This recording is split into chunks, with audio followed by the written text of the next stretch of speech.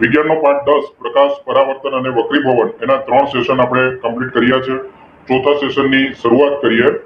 21મો પ્રશ્ન છે પાણી ભરેલા કાચના પ્યાલામાં અંશતઃ ડુબાડેલી પેન્સિલ હવા અને પાણીના આંતરપૃષ્ઠ આગળ વાંકી વળેલી શા માટે દેખાય છે? આંતરપૃષ્ઠ એટલે શું? તો કે પ્યાલાની અંદર જ્યારે પાણી ભરવામાં આવે છે તો એ પાણીની સપાટી જ્યાંથી હવા અને પાણી જુદું પડે છે તો આ જે સપાટી છે એને આપણે આંતરપૃષ્ઠ તરીકે ઓળખવામાં આવે છે। હવે અહીં તમે પેન્સિલ એમાં ડુબાડશો તો એને કારણે શું થશે તો કે પેન્સિલ જ્યારે તમે જોશો ત્યારે થોડી તમને વાંકી વળેલી જોવા મળશે। આ પ્રકારે પેન્સિલ વાંકી વળે છે। કલર ચેન્જ કરી લઈએ આપણે। આ રીતે પેન્સિલ છે તો અહીંથી સપાટી પાસેથી આ રીતે વાંકી વળેલી તમને જોવા મળે છે। તો આવું શા માટે થાય છે તો સમજીએ એમને। અહીં ચિત્રમાં જોઈ શકો છો તમે પેન્સિલના પાણીમાં ડૂબેલા ભાગ પરથી જે પ્રકાશના કિરણો આવે છે મીન્સ પરાવર્તન પામીને આવે છે। પાઠની શરૂઆતમાં જ આપણે જોયેલું કે પદાર્થ પર જ્યારે પ્રકાશ આપાત થતો હોય અને પરાવર્તન પામીને જો આંખમાં આવે તો એ આપણને દેખાય છે, પરંતુ પદાર્થ પરથી પરાવર્તન પામીને આંખમાં આવે ત્યાં સુધીમાં એ એક માધ્યમમાંથી પસાર થાય છે અને એ છે હવાનું માધ્યમ। તો આપણા જે અહીંનો કિસ્સો છે એમની અંદર બે માધ્યમો છે, એક છે હવા અને બીજું છે પાણી। તો પાણીની અંદરથી જ્યારે પ્રકાશના કિરણો હવામાં પ્રવેશ કરે છે ત્યારે જે છૂટી પડતી સપાટી છે અહીંની આ સપાટી પાસે એ શું કરે છે વક્રીભવન પામે છે। હવે વક્રીભવન પામે એટલે શું એ આપણે આગળ ડિટેલમાં ચર્ચા કરીશું।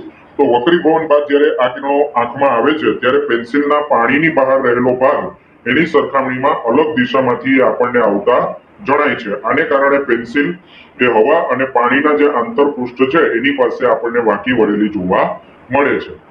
શોર્ટ એન્ડ સિમ્પલ તમારે એટલું યાદ રાખવાનું કે જ્યારે પાણીવાળા ભાગમાંથી પ્રકાશના કિરણો આવે ત્યારે હવામાં દાખલ થાય તો એ શું થાય છે વક્રીભવન પામે છે અને વક્રીભવન પામવાને કારણે જે હવાવાળો ભાગ છે તેના કિરણો અને પાણીવાળા ભાગના કિરણો એમની વચ્ચે થોડો ડિફરન્સ જોવા મળે છે અને આ ડિફરન્સને કારણે આપણને વાંકી વળેલી જોવા મળે છે। અગત્યની નોંધ છે કે અક્ષરોની ઉપર કાચનો સ્લેબ રાખીને જોતા અક્ષર ઉપર તરફ ખસેલા આપણને જોવા મળે છે। જે રીતે તમે ઘણીવાર જોયું હશે કે નોટબુક ઉપર લખ્યું હોય અને એના ઉપર જો પ્લાસ્ટિકની ફૂટપટ્ટી આવી જાય તો આપણને અક્ષર થોડા ઉપરની તરફ ખસેલા જોવા મળે છે। પાણી ભરેલા કાચના પ્યાલામાં સિક્કો પણ ઉપર તરફ ખસેલો દેખાય છે। જો તમે એકદમ ઉપરથી સીધું જોશો તો એવા કિસ્સાની અંદર તમને એમાં કોઈ ફેરફાર જોવા મળશે નહીં, પરંતુ ત્રાંસેથી નજર મારશો તો તમને જે પ્યાલાની અંદર રહેલો સિક્કો છે તે થોડો ઉપર ઉઠેલો જોવા મળશે। આ ઉપરાંત પાણી ભરેલા કાચના પ્યાલામાં લીંબુ નાખી બાજુએથી જોતા મૂળ કદ કરતા મોટું દેખાય છે। અહીં તમે જોઈ શકો છો કે જે ઉપર પેન્સિલ છે એના કરતા પાણીમાં પેન્સિલ થોડી મોટી દેખાય છે। તો આ પ્રકારનો પણ ફેરફાર તમને જોવા મળે છે અને અલગ અલગ માધ્યમોની જોડ માટે આ અસરનું પ્રમાણ અલગ અલગ હોય છે। અલગ અલગ માધ્યમ એટલે કેવા તો કે હવા અને પાણીની અહીંયા જોડ છે એની બદલે તમે પાણીને રિપ્લેસ કરી પેટ્રોલ લઈ શકો છો, કેરોસીન લઈ શકો છો અથવા તો ઓઇલ તેલ ખાદ્ય તેલ જે છે એ બધા લઈ શકો છો। તો આ બધા માટેથી પ્રમાણ તમને કેવું જોવા મળે છે અલગ અલગ। જો ઉદાહરણ અહીં આપ્યું છે કે હવા અને પાણીની જોડ કરતા હવા અને કેરોસીન કે ટર્પેન્ટાઇનની જોડ માટે પેન્સિલના વાંકા વળવાનું પ્રમાણ અલગ હોય છે। શા માટે એવું થાય તો એમની જે દ્રવ્યતા છે સ્નિગ્ધતા એ સ્નિગ્ધતા અલગ અલગ હોય છે।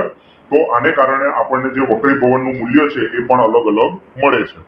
આ જ પ્રમાણે તળિયે સિક્કો ધરાવતા કાચના પ્યાલામાં પાણીના બદલે બીજું કોઈ પ્રવાહી ભરવામાં આવે તો સિક્કા ઉપર તરફ ખસવાનું પ્રમાણ બદલાઈ જાય છે। તો આ અવલોકનો દર્શાવે છે કે પ્રકાશ ત્રાંસી દિશામાં એક પારદર્શક માધ્યમમાંથી બીજા પારદર્શક માધ્યમમાં ગતિ કરે ત્યારે બીજા માધ્યમમાં પ્રકાશના પ્રસરણની દિશા બદલાઈ જાય છે।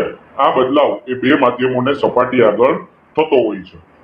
તો અહીં સ્પષ્ટ તમારે ઉલ્લેખ કરવાનો છે કે જ્યારે પ્રકાશનું ત્રાંસુ કિરણ, ત્રાંસુ એટલા માટે કે તમે ઉપરથી સીધું માર્કિંગ કરશો 90 ના ખૂણે તો તમને કોઈ પણ પ્રકારનો એમાં ચેન્જીસ જોવા મળશે નહીં। એટલે પહેલી શરત એ છે કે પ્રકાશનું કિરણ કેવું હોવું જોઈએ તો કે ત્રાંસુ હોવું જોઈએ અને આ ત્રાંસા કિરણને કારણે એક માધ્યમમાંથી બીજા માધ્યમમાં જ્યારે ગતિ કરે છે ત્યારે એ પ્રકાશના પ્રસરણની જે દિશા છે એ દિશા બદલાય છે। એટલે આ પ્રકારે ઉપર હવા અને નીચે પાણી તો ત્રાંસુ કિરણ આવશે તો નીચેની તરફ વળશે અને જો નીચેથી કિરણ જઈ રહ્યું હોય તો દૂર જશે।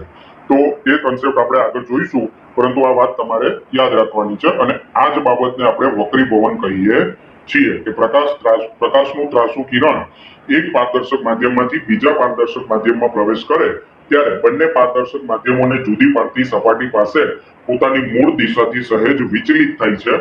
આ ઘટનાને આપણે શું કહીએ છીએ? પ્રકાશનું વક્રીભવન કહીએ છીએ. એ પછી પ્રકાશનું વક્રીભવન એટલે શું અથવા પ્રકાશના વક્રીભવનની વ્યાખ્યા આપો.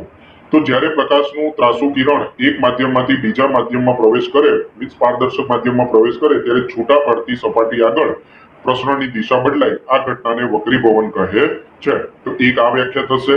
બીજી વ્યાખ્યા એવી લખી શકાય કે ત્રાસુ કિરણ એક પારદર્શક માધ્યમમાંથી બીજા પારદર્શક માધ્યમમાં ગતિ કરે ત્યારે બે માધ્યમોને છૂટી પાડતી સપાટી આગળ વાંકું વળે છે. તો પ્રકાશના કિરણની વાંકા વળવાની ક્રિયાને પ્રકાશનું વક્રીભવન કહે છે.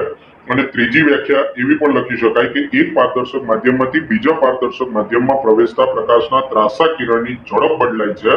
પરિણામે બે માધ્યમોને છૂટી પડતી સપાટી આગળ પ્રકાશના પ્રસરણની દિશા બદલાય છે. તો આ ઘટનાને પ્રકાશનું વક્રીભવન કહે છે. ઘટના થવા પાછળનું મુખ્ય કારણ શું છે? તો કે એની ઝડપમાં ચેન્જીસ થવું. 23મો પ્રશ્ન છે કાચના લંબઘન ચોસલા વડે થતી પ્રકાશના વક્રીભવન અને પાર્શ્વીય સ્થાનાંતરની ઘટના સમજાવો. કેવી રીતે એ ઘટના થાય છે? તો અહીં આકૃતિ તમને બતાવી છે. જગ્યાના અભાવને કારણે આકૃતિ કદાચ તમને નાની દેખાશે, પરંતુ તમારી જે બુક છે GCRT ની એમની અંદર વ્યવસ્થિત મોટી આકૃતિ આપી છે, તો એ રિફર કરી લેજો. સર્વપ્રથમ તો તમારે પદ્ધતિ લખવાની છે કે ડ્રોઈંગ બોર્ડ ઉપર ડ્રોઈંગ પિનની મદદથી એક સફેદ પાનું લગાડો. જે તમને અહીં ABCD પ્લેન જોવા મળી રહ્યું છે એ તમારું કાગળ છે. એમના મધ્યમાં લંબચોરસ ચોસલું મૂકો. સોરી, જે ABCD છે એ તમારો લંબચોરસ ચોસલું છે અને બાકીનો જે વ્હાઈટ ભાગ જોવા મળી રહ્યો છે એ તમારું પ્લેન કાગળ છે. હવે પેન્સિલથી લંબઘનની સીમાઓ આંકી અને એને ABCD નામ આપો. એટલે જે તમે અહીં ચોસલું મૂકી રહ્યા છો કાચનું લંબઘન, એની ફરતે તમારે શું કરવાનું છે? પેન્સિલથી લાઈન દોરી લેવાની છે. હવે લાઈન દોર્યા પછી તમારે એ ચોસલાને ત્યાંથી હલાવવાનું છે નહીં, એઝ ઇટ ઇઝ રાખવાનું છે.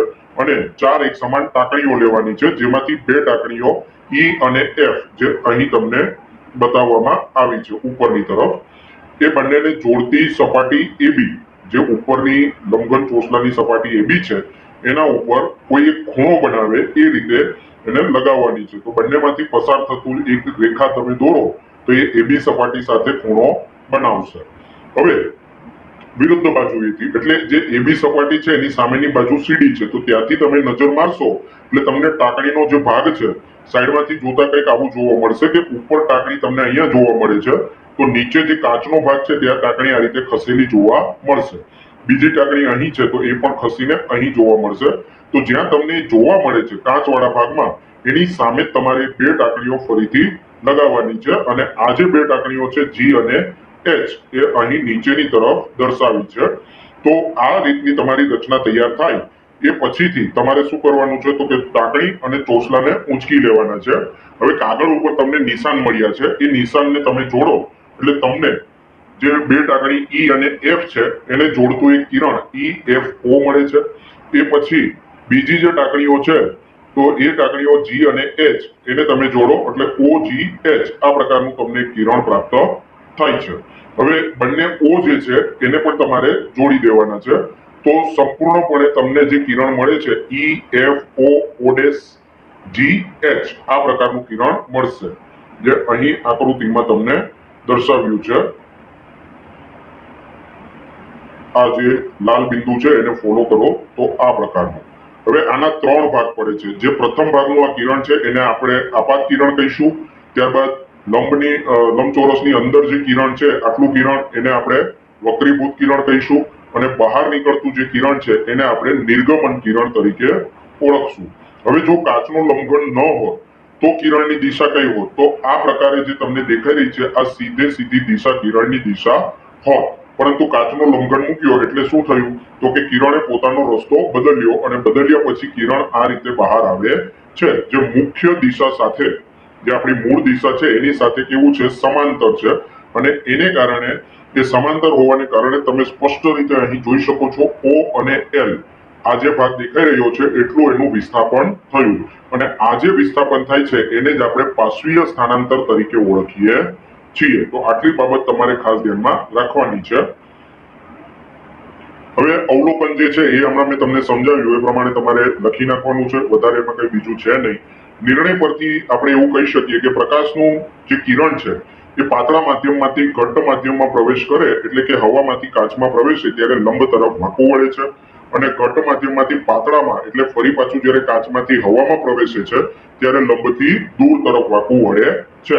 એટલે હંમેશા એક કન્સેપ્ટ યાદ રાખજો કે જ્યારે પ્રકાશનું કિરણ પાતળામાંથી ઘટ્ટ માધ્યમમાં જાય ત્યારે કઈ તરફ વળશે? લંબ તરફ વળશે. અને જ્યારે ઘટ્ટ માધ્યમમાંથી પાતળા માધ્યમમાં જાય ત્યારે કઈ તરફ વળશે? તો લંબથી દૂર જશે. આમ કાચના લંબઘન ચોસલા વડે પ્રકાશના કિરણનું પાર્શ્વીય સ્થાનાંતર થાય છે, અને આ પાર્શ્વીય સ્થાનાંતરની ઘટના એટલે શું? તો કે નિર્ગમન કિરણ આપાત કિરણને સમાંતર રહી બાજુની તરફ ખસે છે. હવે કઈ બાજુ ખસે નક્કી ન હોય, પણ એની ખસવાની ઘટના થાય છે એ ફાઇનલ છે. તો પ્રકાશના કિરણની બાજુ પર ખસવાની આ ઘટના એને પાર્શ્વીય સ્થાનાંતર કહેવાય છે. નેક્સ્ટ પ્રશ્ન છે, પ્રકાશનું વક્રીભવન થવાનું મુખ્ય કારણ શું છે? તો હમણાં તમને મેં જણાવ્યું કે પ્રકાશનું વક્રીભવન શા કારણે થાય છે? તો જ્યારે એક પારદર્શક માધ્યમમાંથી બીજા પારદર્શક માધ્યમમાં એ પ્રવેશે ત્યારે એની ઝડપ બદલાતી હોય છે, અને બદલાતી ઝડપને કારણે એના ગતિના મૂલ્યમાં ફેરફાર પડે છે, જે વક્રીભવનની ઘટનાને આકાર આપે છે. હવે જે રીતે પરાવર્તનના નિયમો હતા એ રીતે વક્રીભવનના પણ નિયમો છે. તો પ્રશ્ન તમને પૂછાય કે પ્રકાશના વક્રીભવનના નિયમો લખો. તો પ્રાયોગિક પરિણામો અનુસાર પ્રકાશનું વક્રીભવન એ ચોક્કસ નિયમોને અનુસરે છે, જેમાં આપાત કિરણ, વક્રીભૂત કિરણ અને બે માધ્યમને છૂટી પાડતી સપાટી પર આપાત બિંદુએ દોરેલો લંબ એ એક જ સમતલમાં હોય છે, એટલે એના સમતલ તમે બદલી શકતા નથી. બીજો છે કે પ્રકાશના આપેલ રંગ તથા આપેલ માધ્યમોની જોડ માટે આપાત કોણના સાઇન અને વક્રીભૂત કોણના સાઇનનો ગુણોત્તર અચળ હોય છે.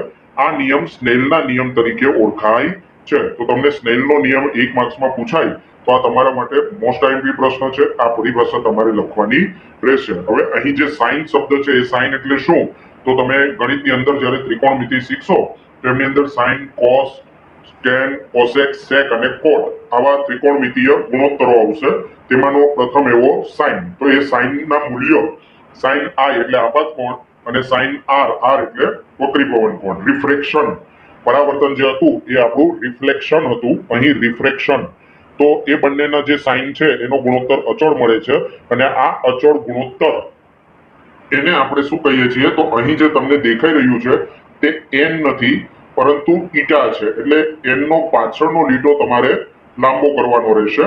એટલે જો તમે ઉતાવળે લખવા જાઓ તો એ વસ્તુ ખાસ ધ્યાનમાં રાખવાની છે કે n ન લખાઈ જાય. આ પ્રકારે લાંબો કરવાનો છે, અને એને ઈટા 2 1 તરીકે દર્શાવાય છે.